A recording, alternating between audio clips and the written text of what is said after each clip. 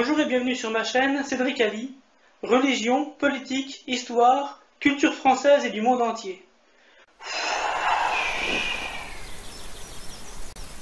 Et c'est parti! Bonjour tout le monde! Revue de presse de l'UPR de la semaine du 2 au 8 juillet. À la une cette semaine, Équateur, mandat d'arrêt contre l'ancien président Rafael Correa. Rafael Correa, président de la République d'Équateur entre 2007 et 2017, avait, grâce à une politique d'indépendance nationale et à une ligne sociale, fait reculer la pauvreté de plus de 30%. Il souhaitait se représenter à l'élection en 2021.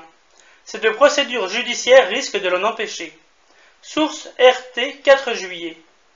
Après le coup d'État parlementaire contre Dilma Rousseff et la procédure judiciaire lancée contre Lula da Silva au Brésil, cette nouvelle action montre l'orientation très politique de la justice latino-américaine, au profit d'un retour à l'ordre ancien.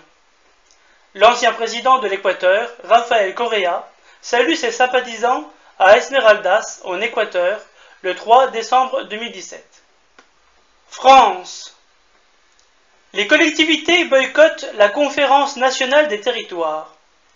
Les présidents des associations des régions, des départements et des maires de France ont conjointement annoncé mardi le boycott de la Conférence nationale des territoires le 12 juillet pour dénoncer un recul de la décentralisation et l'absence de véritable dialogue avec l'État. Source Libération 3 juillet. Le conflit entre le gouvernement et les collectivités ne date pas d'hier. Lors de la première CNT, Conférence nationale des territoires, le 17 juillet 2017, Emmanuel Macron s'était engagé à ne pas réduire brutalement les dotations de l'État, avant de retirer 3 jours plus tard 300 millions de crédits de paiement pour la fin de l'année. Ceci est d'ailleurs conforme au GOPE, les grandes orientations de politique économique, qui imposent à la France de réduire ses dépenses pour 2018-2019 comme les années précédentes. Hervé Morin, Dominique Bussereau et François Barouin représentant respectivement les régions, les départements et les communes. Sécurité sociale, LRM renonce à supprimer la référence à la sécurité sociale dans la Constitution. Le Premier ministre et le chef de file des députés LRM, Richard Ferrand, ont indiqué jeudi que la référence à la sécurité sociale ne serait finalement pas supprimée d'un des articles de la Constitution, face à l'émoi provoqué et face aux dizaines de milliers de signatures recueillies par pétition. Source L'Humanité, 5 juillet. Du point de vue des traités européens, la sécurité sociale française est une hérésie, puisque l'article 106 du traité sur le fonctionnement de l'Union européenne, TFUE, impose la mise en concurrence des services publics. Il s'en est fallu de peu que la fin programmée de la Sécu ne soit entérinée par son retrait de la Constitution. C'est pourtant un héritage majeur du CNR, d'après-guerre, permettant de garantir l'égalité des Français concernant la santé. La suppression totale de la taxe d'habitation sera finalement financée par le déficit. Dans son programme de campagne, Emmanuel Macron avait prévu de supprimer la taxe d'habitation de 80% des Français, une suppression que le président a finalement décidé d'étendre aux 20% restants, de peur qu'une disparition partielle ne soit considérée comme inconstitutionnelle. Le coût total de ce geste inattendu atteint 10,5 milliards d'euros supplémentaires pour l'État, car il va falloir compenser le manque à gagner par les collectivités locales. Grâce au maintien d'une forme d'imposition sur les résidences secondaires, le gouvernement réduit la note à 6,5 milliards, qui vont donc creuser le déficit. Source Le Point, 4 juillet. Quel tour de passe-passe médiatique visant à faire croire aux Français à une augmentation de leur pouvoir d'achat alors que la facture n'est que reportée. Fraude fiscale, le verrou de Bercy, entrouvert par le Sénat. Le verrou de Bercy est un régime dérogatoire qui soustrait le délit de fraude fiscale du droit commun et attribue le monopole des poursuites pénales au ministère du Budget. Les sénateurs ont adopté en première lecture le projet de loi sur la lutte contre la fraude, dont l'article 13, amendé, qui vise officiellement à supprimer ce monopole des poursuites exercé par l'administration fiscale. Les fraudes doivent respecter 3 critères cumulatifs. Des pénalités d'au moins 80%, un montant supérieur à un seuil fixé par décret, et des critères aggravants comme la récidive, le mandat électif ou être membre du gouvernement, etc. Les sénateurs dénoncent une réforme cosmétique qui ne supprime finalement pas réellement le verrou de Bercy. Source, La Tribune, 4 juillet. Le verrou de Bercy est un scandale puisqu'il protège les politiciens qui tapent dans la caisse, en leur évitant les poursuites. 20,32 de moyenne au bac, sans prépa à la rentrée. Le ministère répond. La bachelière majeure de Polynésie, Ranitea Bogré, se dit incertaine de son avenir d'étudiante, faute de réponse positive des établissements sollicités via Parcoursup. Le rectorat dit qu'elle a en fait reçu au moins une proposition à Paris, qu'elle a refusée.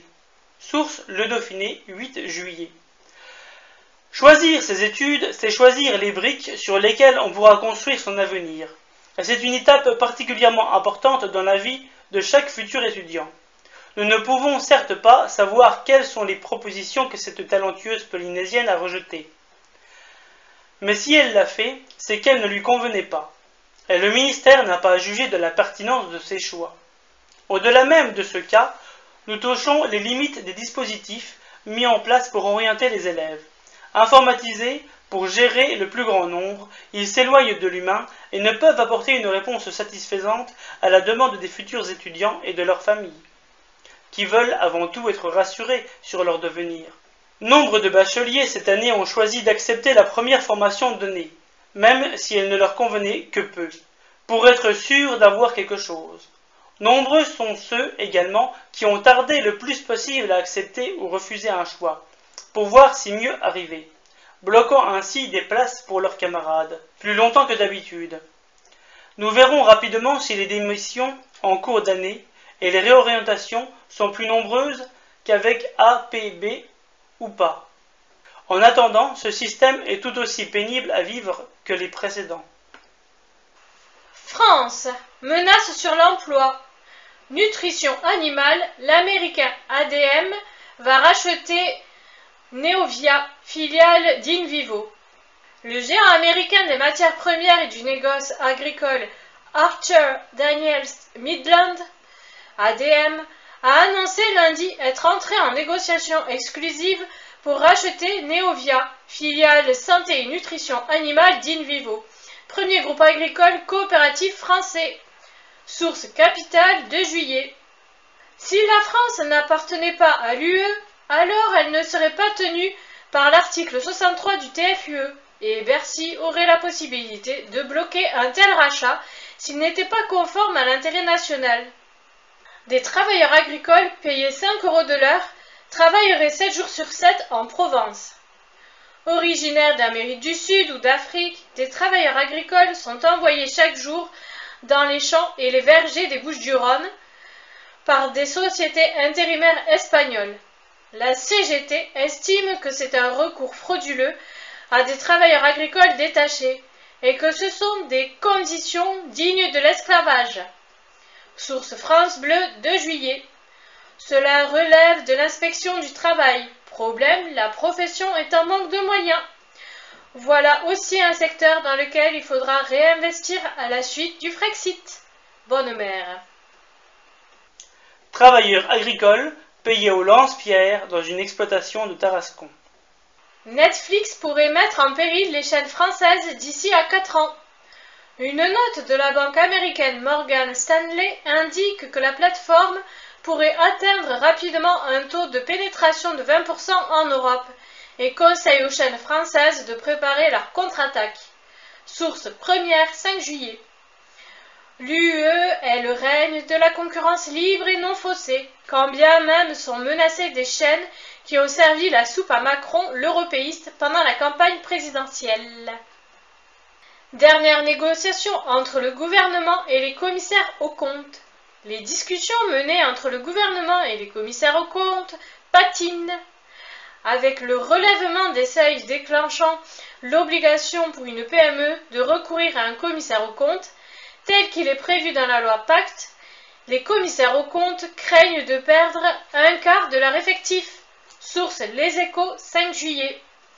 Le gouvernement tient à cette réforme, alors que, à l'inverse, d'autres pays ont fait le constat qu'il ferait mieux d'abaisser les seuils pour maintenir la clarté des comptes des PME. L'armateur CMA-CGM a décidé de mettre fin à sa desserte de l'Iran. Numéro 3 mondial du transport maritime par conteneur, le groupe français doit composer avec les sanctions américaines visant la République islamique. Source Europe 1, 7 juillet. Les entreprises françaises sont touchées de plein fouet par les lois extraterritoriales américaines qui imposent le retrait de l'Iran. Force est de constater que l'UE qui protège n'y change rien. France, magouille politicienne. Les eurodéputés d'extrême droite doivent 500 000 €.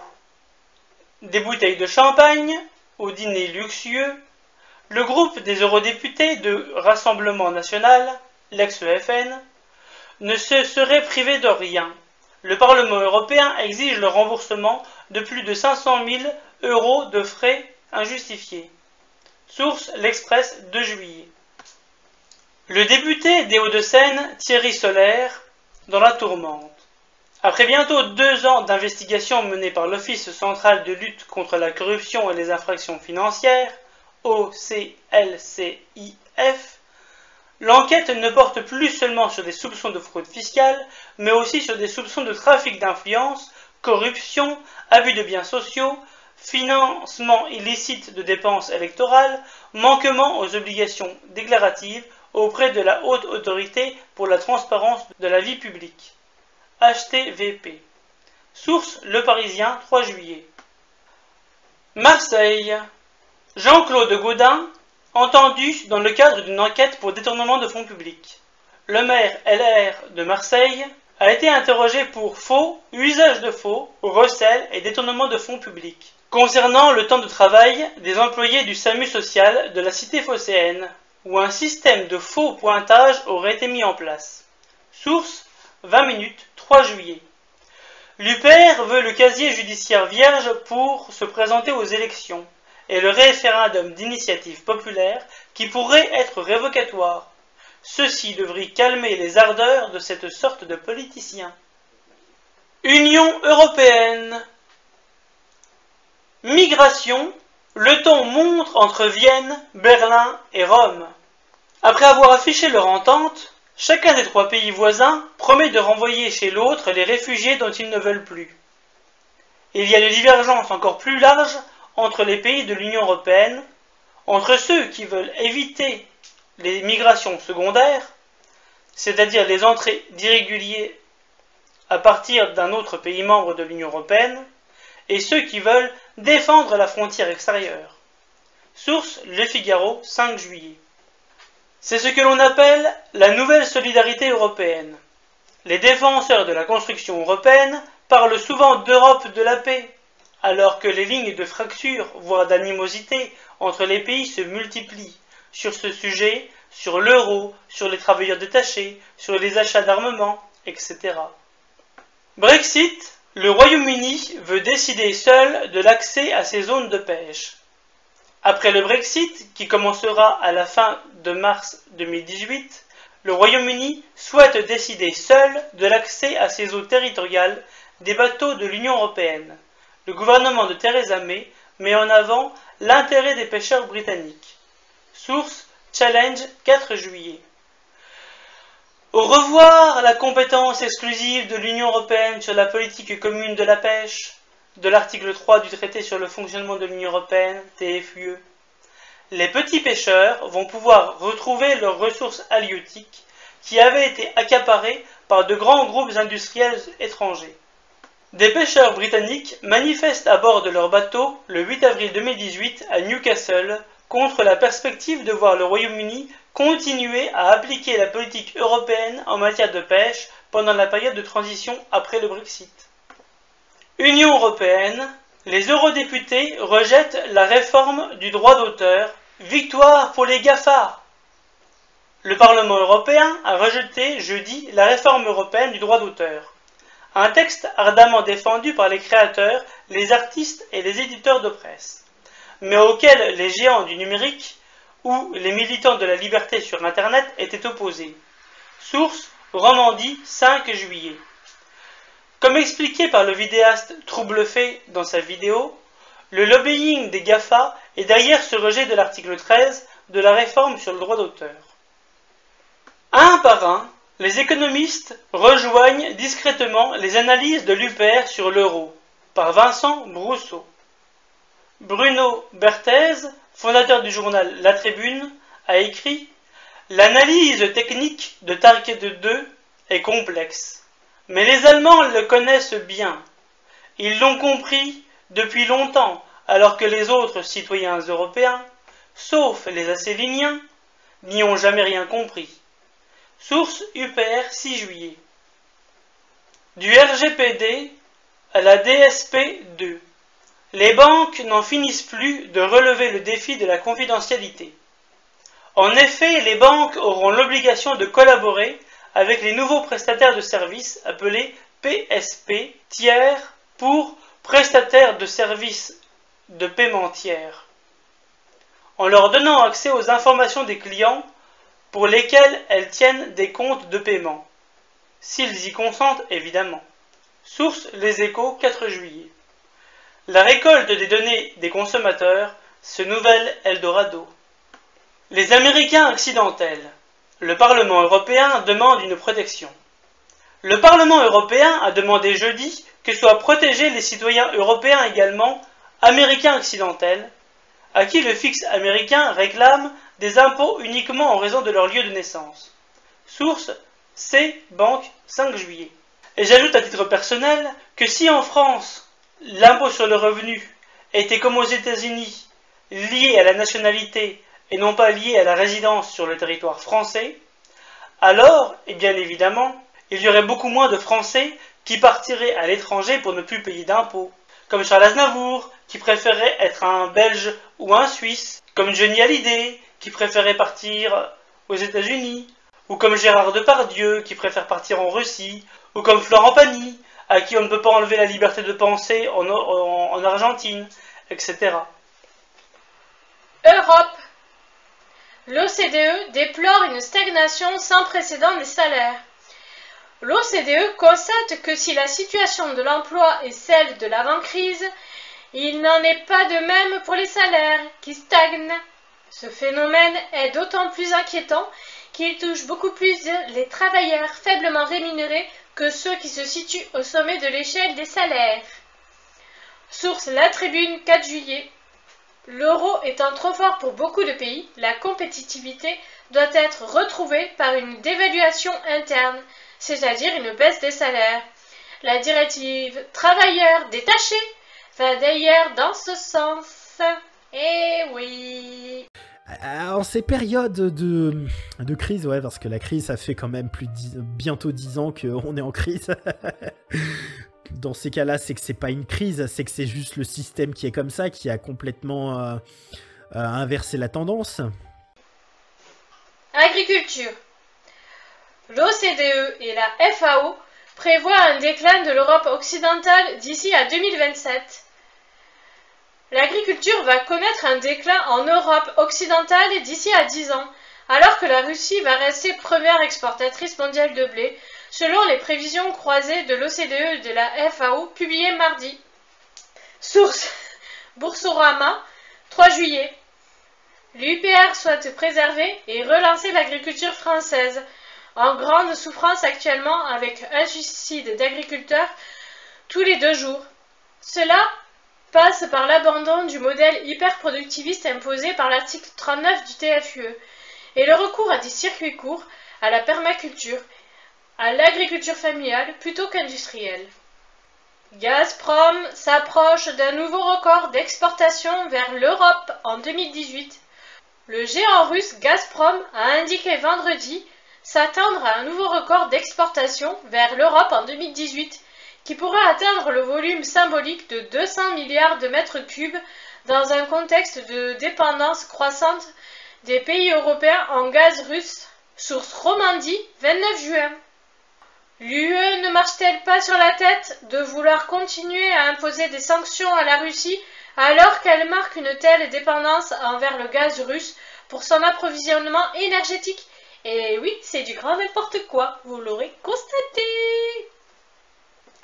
Le patron du groupe public Gazprom, Alexei Miller, deuxième à gauche, à Saint-Pétersbourg, le 27 juin 2018. Monde. Mexique, élection du candidat de gauche à la présidence de la République.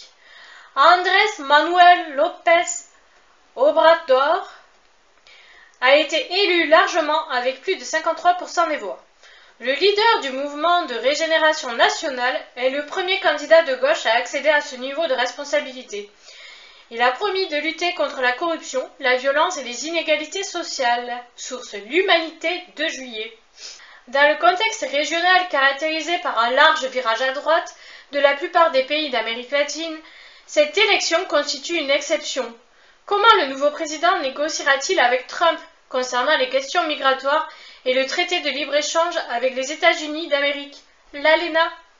L'armée syrienne s'empare de systèmes de missiles anti-chars américains TOW. Les militaires syriens ont saisi plusieurs véhicules blindés et des armements, dont des systèmes de missiles anti-chars américains TOW, lorsqu'ils ont libéré la province de Deraa des terroristes, relate l'agence SANA. Source Sputnik, 4 juillet. Dans la géostratégie américaine expliquée par Zbigniew Brzezinski, dans le Grand Échiquier, il faut, pour faire tomber la Russie, reconfigurer le Moyen-Orient. La volonté de faire tomber Bachar el-Assad, comme le soutien aux terroristes affiliés à Daesh, sont l'application de cette géostratégie. Douma, l'OIAC n'a pas trouvé de traces de gaz innervant, mais une présence possible de chlorine. Si les premières conclusions de l'OIAC indiquent l'absence de traces de l'usage d'un agent innervant, l'administration américaine avait pourtant affirmé le 14 avril dernier qu'elle disposait des informations significatives faisant état d'un usage de sarin, un puissant agent neurotoxique à Douma. Source RT, 6 juillet. Encore un mensonge de l'OTAN qui éclate au grand jour. La Russie intente une procédure à l'OMC contre les États-Unis. La Russie suit les traces des 5 autres pays et de l'Union européenne et en intentant une action devant l'Organisme mondial du commerce, OMC, contre les États-Unis relativement à l'imposition de tarifs sur l'acier et l'aluminium par l'administration Trump. Source La Presse, 2 juillet. Aux États-Unis, le nombre de travailleurs de plus de 85 ans atteint un record. Oh là, ils vont se tuer à la tâche, ceux-là. Ils sont désormais 4,4% de cette classe d'âge à travailler, soit 255 000 contre 2,6% en 2006. Ce phénomène touche de manière égale blancs, noirs et latinos et toutes les régions des États-Unis. Source RFI, 7 juillet. Voici le beau modèle américain de société que nous propose l'Union européenne. Pour éviter cela, François Asselineau proposait dans son programme de consolider le système de retraite par répartition et l'inscrire dans la Constitution. James Daly travailla encore à l'âge de 92 ans comme électricien au sein de l'armée de l'air américaine en 2015. Technologie de surveillance. Quand le portable sert à espionner ses proches, elle ouvre son application Live 360 et peut suivre précisément le cheminement de son enfant sur la carte qui s'affiche. La dernière fois, elle était avec une amie, et au lieu de traverser le parc, elle l'a contourné. Je l'ai aussitôt appelée pour savoir ce qu'elle faisait. Source Le Monde, 3 juillet. Des applications pratiques peuvent toujours être trouvées, mais c'est aussi et surtout le développement de la surveillance généralisée de la population, qui peut, in fine, amener à la privation de toute liberté publique. La Chine utilise des pigeons drones pour surveiller sa population. 5 provinces chinoises les utilisent déjà, dont le Xinjiang, qui est une province où vivent les Ouïghours, une province très surveillée par l'armée chinoise déployée là-bas pour prévenir et réprimer les mouvements séparatistes islamistes. Ces drones ont la particularité d'être discrets. Ils ne font pas de bruit et les radars ne peuvent pas les détecter. Source France Info, 2 juillet. Même commentaire que précédemment, surveillance et liberté ne font pas bon ménage. Un drone en forme d'oiseau à Mérignac, le 12 octobre 2016. Et en cette veille de 14 juillet, je souhaite bonne chance à l'équipe de France pour son match contre la Croatie, qui est le dernier pays entré dans l'Union européenne en 2013. Lol. Voilà, c'est fini. Ce sera tout pour aujourd'hui. Au revoir. Je n'habite pas sous un Tipeee, mais vous pouvez mettre un pouce bleu ou vous abonner. Salut!